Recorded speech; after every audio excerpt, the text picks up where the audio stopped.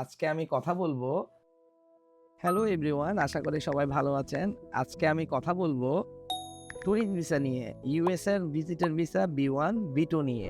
So আমরা অসংখ্য message পাই আমাদের পেজে যে বর্তমানে 2026 এ এসে বা 25 এ গিয়ে ইউএস এ ভিজিটর ভিসা দিচ্ছে না।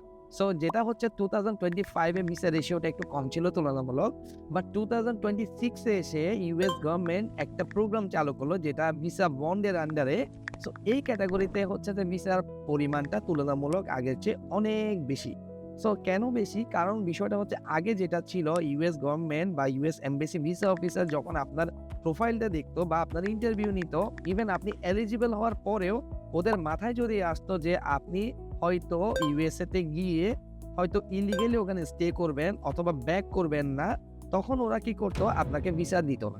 আবার ২ নাম্বার, কেন যাবেন ইউএসএ তে সেটা যদি আপনি প্রুভ করতে না পারেন ভিসা অফিসারকে, তখন আপনার ইন্টারভিউতে ওরা আপনাকে রিজেকশন করে দিত।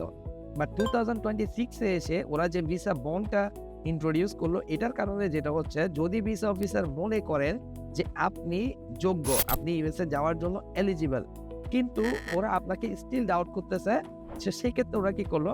আপনাকে একটা ফর্ম দিচ্ছে, যে ফর্মের মধ্যে লিখা থাকবে আপনাকে আমরা ভিসা দিতে রাজি, কিন্তু আপনাকে $5,000 to $10,000, ওরা এক্স্যাক্টলি অ্যামাউন্টটা বলে দেয়, gov.pay তে ইউএস এর একটা ওয়েবসাইটে গিয়ে পে করতে হবে। দেন এটার পরে আপনাকে 3 to 5 ওয়ার্কিং ডেজ এর মধ্যে ওরা ভিসা দিচ্ছে। ৩ মাসের ভিসা দিচ্ছে, সিঙ্গেল এন্ট্রি ভিসা দিচ্ছে।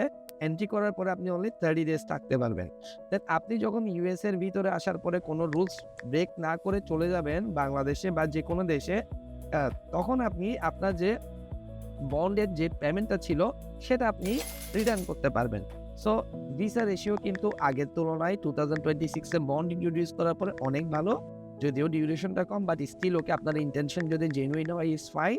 আপনারা চাইলে বি1 বি2 ভিজিটর ভিসার জন্য এখন এপ্লাই করতে পারেন। ভালো থাকবেন সবাই।